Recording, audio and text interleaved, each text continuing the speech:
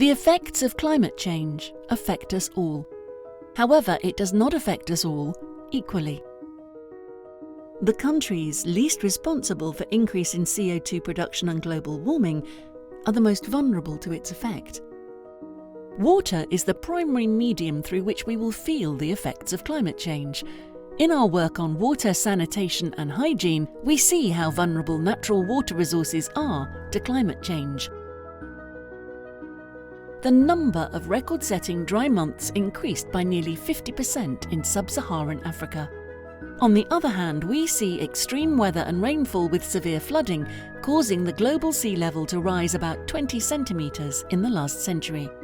Although more research needs to be done, we know that the greatest risks and vulnerability to climate change are experienced by youth and older adults, disabled people, ethnic, gender and sexual minorities, and poor communities.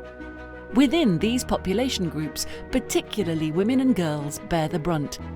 This results in increased gender inequalities and sexual and gender-based violence.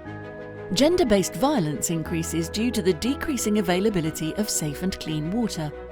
Women and girls have to walk further to water sources, spending more time, which otherwise could have been dedicated to economic activities or education.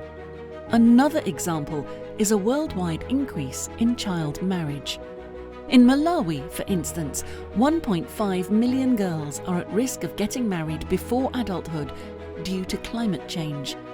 When financial resources get scarce, one mouth less to feed and the prospect of dowry make it appealing or deemed necessary to resort to child marriage. Child marriage is used as survival strategy. This shows that the consequences of climate change on bodily integrity are far-reaching. And women face difficulties in many parts of the world to participate meaningfully in decision-making spaces around water management. In her WASH projects, Simavi works with local civil society organisations and empower women, people with disabilities and other marginalised groups to voice their concerns and needs.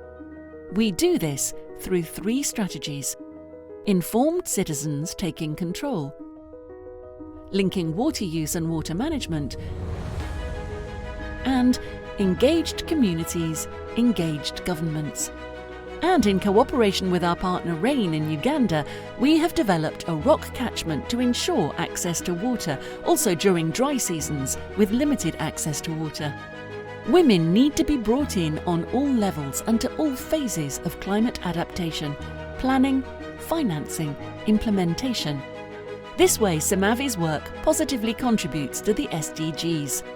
To invest in WASH, gender equality and social inclusion is to invest in climate adaptation.